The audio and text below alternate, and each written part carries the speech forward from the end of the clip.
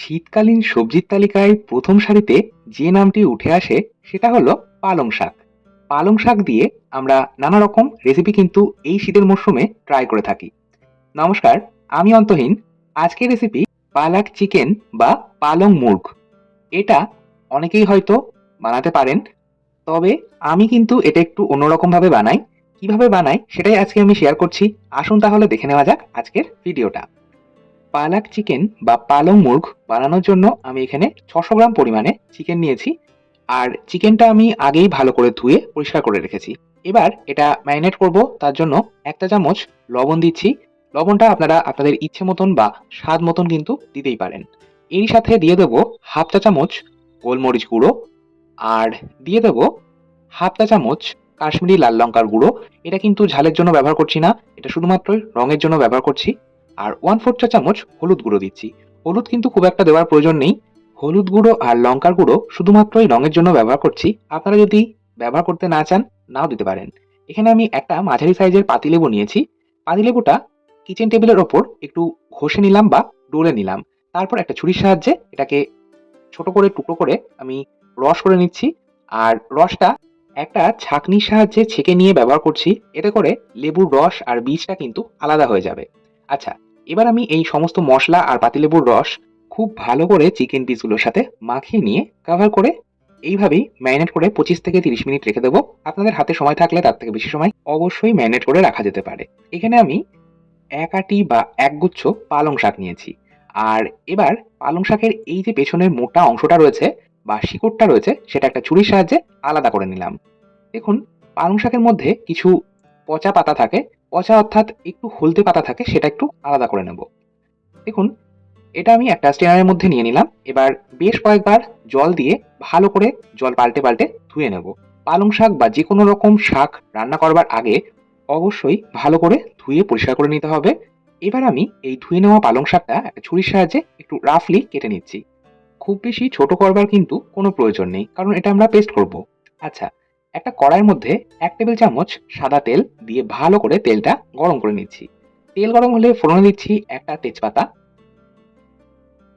দিচ্ছি 4 থেকে 5টা ছোট এলাচ, 1 ইঞ্চি দারচিনি। দারচিনিটা আমি ভেঙে ছোট টুকরো করে নিয়েছি। এর সাথে 5 থেকে 6টা লবঙ্গ আর একটা জয়িত্রীর ফুল দিয়ে দিলাম। এর সাথে দিয়ে দেবো 1 চা চামচ গোটা ধনে আর 2 চা চামচ গোটা জিরে। ধনের থেকে জিরের পরিমাণটা বেশি রাখবেন, তাহলে স্বাদটা বেশি ভালো হবে। এবার এই মশলা বা ফোড়নটা 10 থেকে 15 সেকেন্ড মিডিয়াম ফ্লেমে নাড়াচাড়া করে ভেজে নিলাম। ফোড়ন থেকে একটা সুন্দর যখন গন্ধ বেরোতে শুরু করবে, দিয়ে দিলাম একটা মাঝারি সাইজের পেঁয়াজ। পেঁয়াজটাকেও আমি ধুয়ে নিয়ে ভালো করে খোসাটা ছাড়িয়ে রাফলি কেটে নিয়েছি। পেঁয়াজটা হালকা লাল করে একটু ভেজে নেব। গ্যাসের ফ্লেমটা মিডিয়ামে রেখেছি। এবার এরই মধ্যে দিয়ে দিচ্ছি হাফ ইঞ্চি আদা। আদাটা আমি রাফলি কেটে রেখেছি। দিচ্ছি 10 থেকে 12 কোয়া রসুন। চিকেনে সবসময় আদার থেকে রসুনের পরিমাণটা বেশি রাখলে স্বাদটা বেশি ভালো হয়। 4টে চেরা কাঁচা লঙ্কা দিলাম। ঝালটা অবশ্যই নিজেদের স্বাদ মতন ব্যবহার করবেন। এবার এই সমস্তটা আমি একটু মিশিয়ে নিলাম। এরই সাথে দিয়ে দিলাম একটা মাঝারি সাইজের টমেটো। টমেটোটাও ভালো করে মিশিয়ে নিচ্ছি। গ্যাসের ফ্লেমটা মিডিয়ামে রেখেই কাজটা আমি করছি। দেখুন, এই পর্যায়ে দিয়ে দিচ্ছি আগে থেকেই কেটে বেছে ধুয়ে রাখা পালং শাক। এরই সাথে দিয়ে দেবো হাফ চা চামচ লবণ। আর কোনো কিছু এর মধ্যে কিন্তু ব্যবহার করব না। এই যে লবণটা ব্যবহার করলাম, লবণ দেওয়ার কারণে এই শাকের থেকে প্রচুর পরিমাণে জল ছাড়বে। আলাদা করে কোনো জল এই পর্যায়ে ব্যবহার করার প্রয়োজন নেই। সমস্তটা আমি ভালো করে মিশিয়ে নিলাম। গ্যাসের ফ্লেমটা এবার আমি একদম হাই ফ্লেমে করে নেব। এটা কভার করে দিচ্ছি।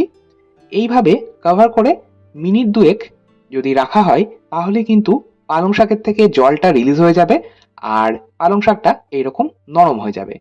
এইভাবে যদি মশলাটা একটু ভেজে নিয়ে তারপর পেস্ট করা হয়, স্বাদ কিন্তু ভীষণ ভালো হয়।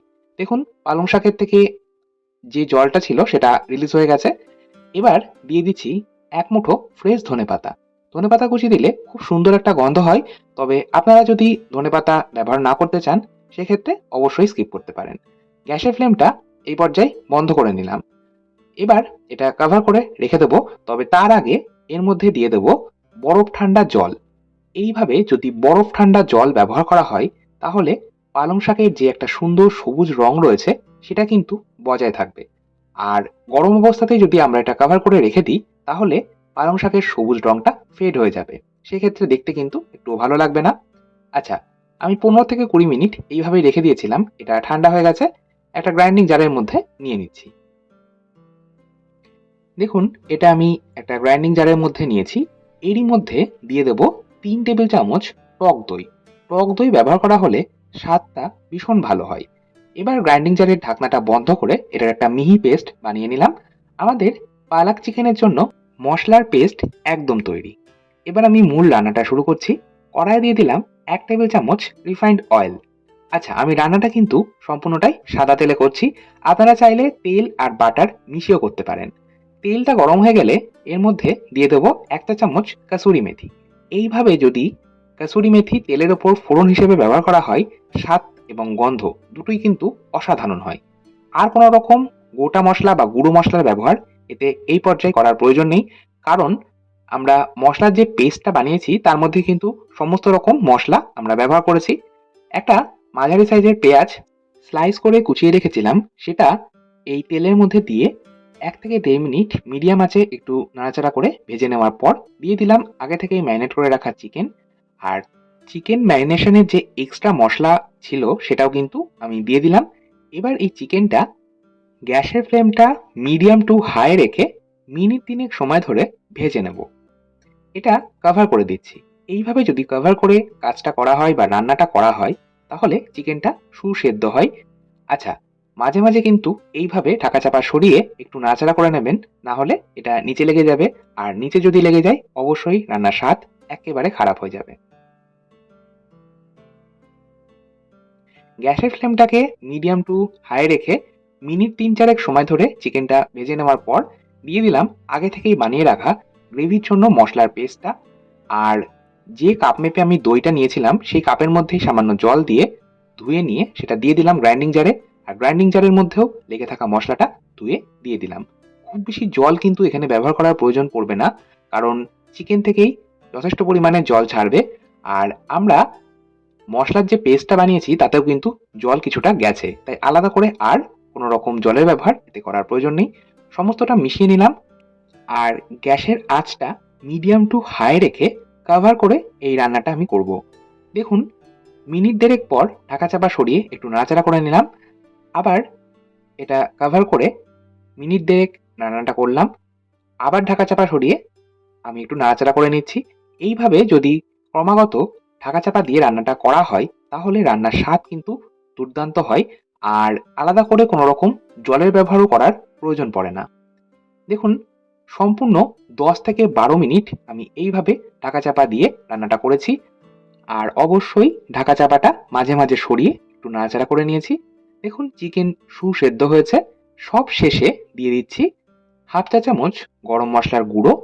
আর এরই সাথে দিয়ে দেব 1 টেবিল চামচ চিনি।